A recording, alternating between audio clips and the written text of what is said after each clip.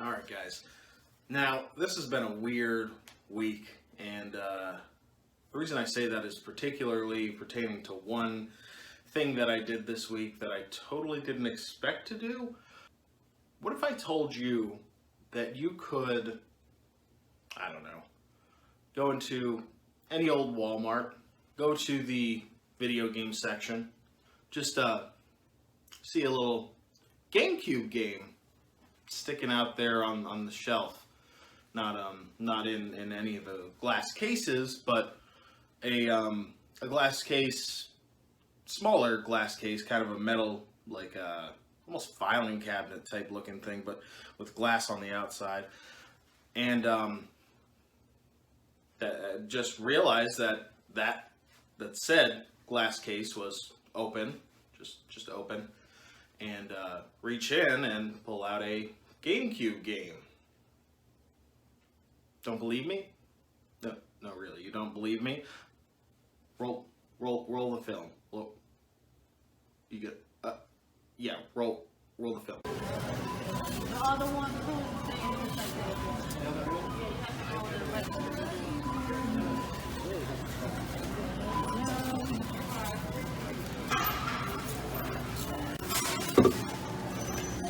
Everyone knows this is the rarest Gamecube game too, so let me know if you guys want to purchase it for $11,000. Okay, thanks. I wouldn't lie to you guys, you know. I mean, like, we know each other so well. Psych! Look at this. It's a totally wrapped Gamecube game. What is that? I mean, there's my guess is that some guy just dropped it either underneath a shelf years ago, and they recently changed their shelving, and they just swept it up. Oh, we can sell this. Let's go ahead. That could have happened there. I mean, honestly, give me an idea. Like, put that down in the comments. Message me on other social media if you follow me there. Instagram, Twitter, all that. If you do, like go ahead and let me know if you've ever had something like that happen where there's been a prior gen console game just sitting there on a shelf. I mean, I am baffled. It's not in like perfect condition or anything, but still, you see a Gamecube game in a Walmart, you know, not even particular, you know, gaming place, and you're kind of, you know, bugging out. The real reason that I wanted to talk to y'all today was about a game that's very dear to me, and if you watched my last unboxing video, I'm now able to view Super Nintendo games and Game Boy games, and now I'm able to record that and bring that to you. So I'm going to be able to play a lot of my retro games, although this channel's kind of been more Switch geared.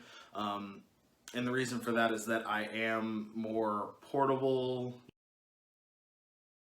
I love being able to play a game on the go. And, you know, based on my name, I'm sure that y'all figured that out as well. However, I want to talk about Primal Rage. I remember playing this game on an arcade system just so much. The sounds from the game bring so much nostalgia. It just does have some significance with me. There's a fighting game that I'm reviewing on the channel, and once again, I'm sorry that a lot of the content has just been puzzlers and platformers and stuff like that. I promise that I don't just want to do that, although that is, you know, my favorite. Those are just the games that I tend to pick up first. So, Primal Rage is a fighting game, and it is pretty brutal, as fighting games from back then are. And this is also a part of a series that I'm wanting to start. Back in the day, a lot of the time they would release Game Boy games alongside Super Nintendo games. What I want to do is compare them, because a lot of them are the same games. However, you a lot of the time see that they don't take as much care putting it on the Game Boy, because they just try and shrink it down, put it on the Game Boy, and you know, they're done with it. They're making, you know, more money that way. But other times you'll see that they took a lot of care. What I'm going to be doing in this series is trying to find if certain games that I've picked up that are alongside each other in that way are those games that they took care of, and just kind of see how the difference is, and see if being able to be portable and all that is really worth the downgrade in graphics, or if it brings a charm to it, or if the controls are better, or anything like that. I'm really wanting to go over with videos like this. So if you guys like that, go ahead and hit the like button. Comment if you have any ideas for me. But with that, let's go ahead and go into the review. Alright guys, this is Primal Rage for the Game Boy. As you can see, I'm using the Super Game Boy to play it. I tell you, this is amazing for me. I'm just so nostalgic to be able to play these Game Boy games for you guys and do a review for it, so I really hope you like it. Primal Rage holds a high place in my heart. I really enjoy this series. There's really only these two games.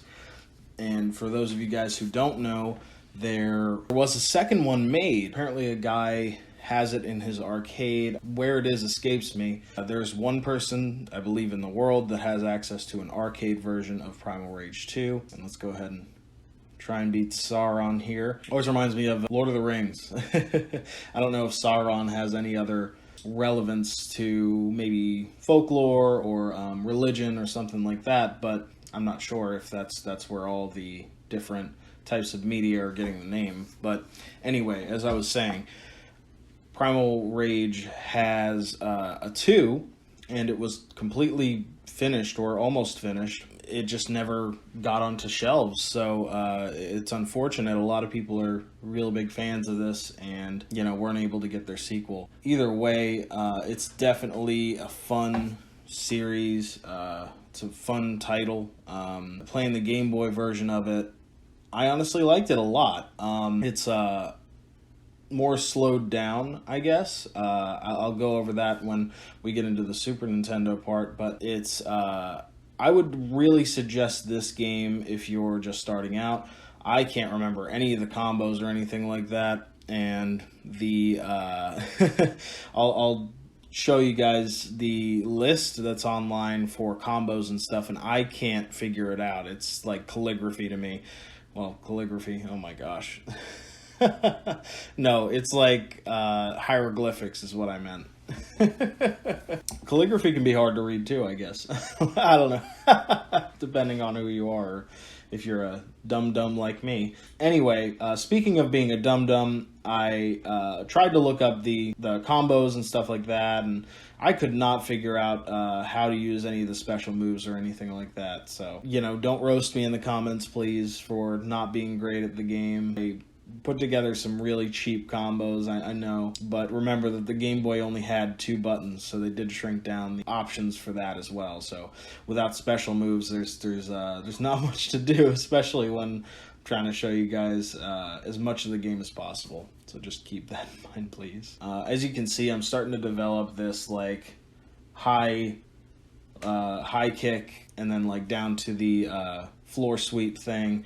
And I've got a little nice combo going there that has gotten me pretty far. I just really liked it, and honestly, the combo for like being able to juggle is what I mean. In the Game Boy game, I actually found a little easier than the Super Nintendo game. I felt like the Super Nintendo was a lot quicker. The mechanics were a lot quicker in the Super Nintendo version, and obviously the graphics were better. And I don't know if it's the slowing part is because they had to squeeze it onto the Game Boy, but I honestly do think that if you're starting out with this series, I really do suggest the Game Boy. But honestly, the two games are astronomically different as far as control. Being able to, like, the physics, it really is different, I do have to say. Going through this review, I really think that if you do get Primal Rage and you are a Primal Rage fan, go ahead and pick up both copies on each system, because it really is very different. And there's other copies as well. There's, I believe there's a Sega version, a Sega Genesis. Honestly, I really loved coming back and playing these games. and I really appreciated being able to show you guys me playing. Yeah, I honestly give the games great ratings, both of them. I honestly appreciate the Game Boy version more.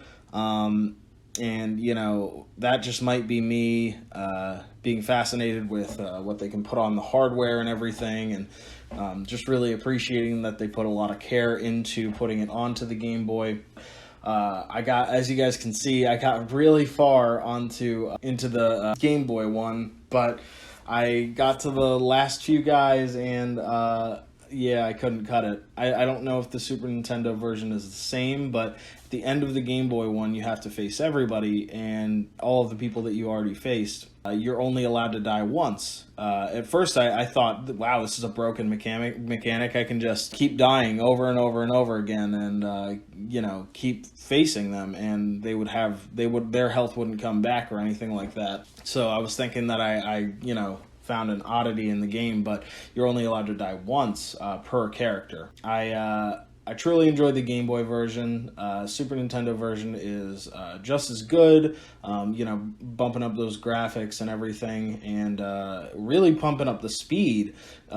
So I kind of consider the Game Boy version one to try out if you're just getting into the series, and that's an odd thing to say, because normally you can't judge a game just based on its Game Boy port because of how astronomically different it is from the core gameplay. But ultimately, really go pick these up. It's my favorite fighting game, probably mainly because of nostalgia, but I really love these games, and getting to compare them, like I said, notes one more time. The Super Nintendo version is much quicker, graphics are better, definitely seems harder on the Super Nintendo. The Game Boy version has easier combos, easier juggling.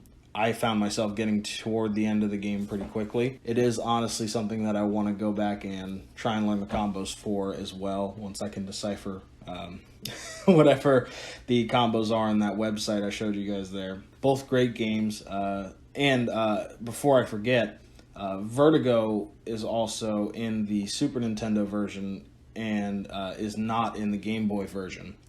They ended up taking out Vertigo due to space issues. They wanted to be able to fit everything into the game, and they had to take out one character.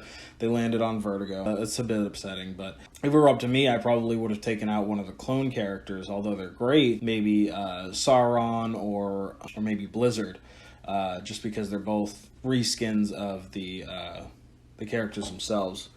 Ultimately, really great games. If you find them in the arcades, really fun to play. Bring a pal and really enjoy some great fighting game mechanics.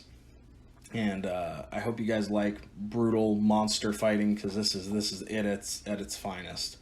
So I suggest both of them, but if you can only get one of them, go ahead and get the Game Boy version. Hope you guys enjoyed this. Thank you so much for listening.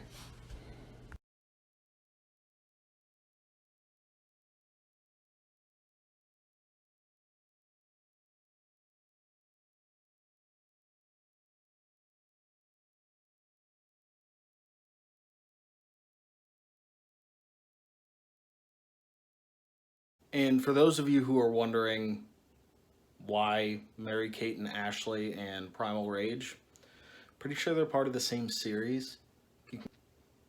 Sweet 16, it's basically, Primal Rage beating blood out of the faces of a bunch of monsters.